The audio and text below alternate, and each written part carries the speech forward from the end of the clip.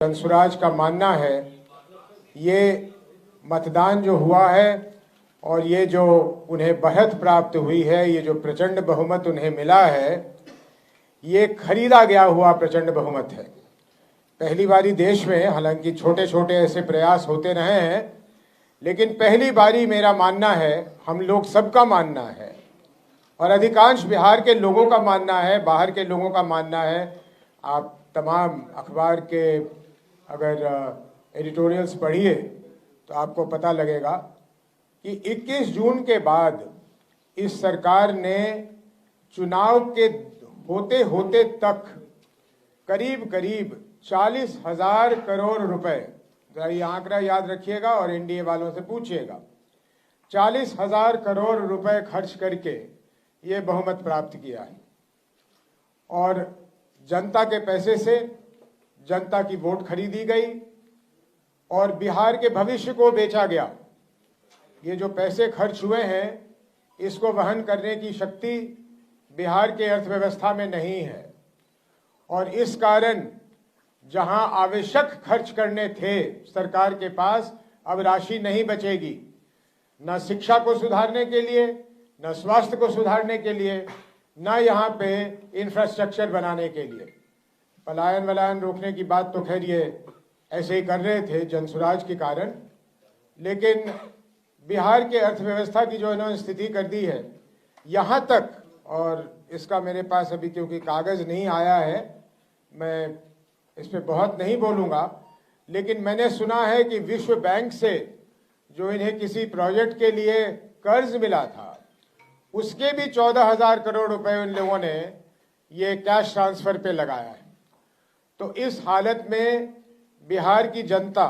जो सब लोग जानते हैं, मजबूरी में रहती है, गरीबी में रहती है, उसके लिए इतना बड़ा जो पैसा मिला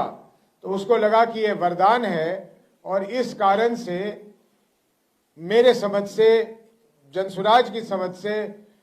और सोचने वाले लोगों के समझ से प्रचंड बहुमत का यही कारण है। अब हम लोगों का मांग है एनडीए से कि उनके जो भी मुख्यमंत्री बने, वो उनके कार्य क्षेत्र की बात है, मुझे उसमें कुछ नहीं कहना, लेकिन हम ये आशा करते हैं, ये हमारी मांग है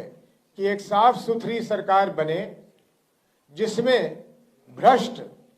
और दागी मंत्री की जगह न मिले। जो पिछला कैबिनेट था या अभी भी चल रहा है, शायद वो उन्होंने इस्तीफा नहीं दिया है, उसमें जिस तरह के लोग थे उस तरह के दागी लोग ना हो और बिहार की चिंता करके, जो आदरणीय प्रधानमंत्री जी और नीतीश जी ने कई बार दोहराया, उन्होंने करीब करीब वही बातें दोहराई जिसको शुरू जनसुराज ने किया, जिसपे जनसुराज अडिग है। ये शायद प्रधानमंत्री जी ने कहीं पलायन की भी बात की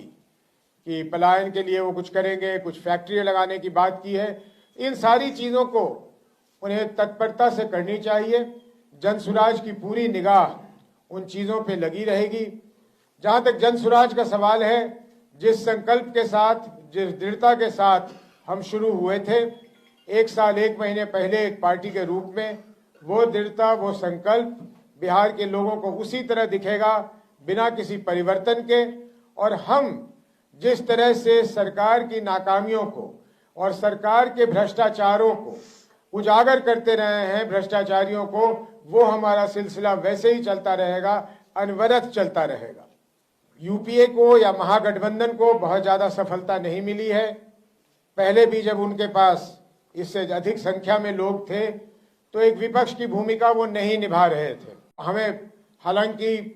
विधानसभा में बैठने की जगह नहीं मिली, लेकिन फिर भी बिहार में एक स्ट्रांग विपक्ष के रूप में आप जनसुराज को ही पाएंगे। सरकार के हर कदम को बड़े बारीकी से हम लोग देखेंगे, उसका विश्लेषण करेंगे,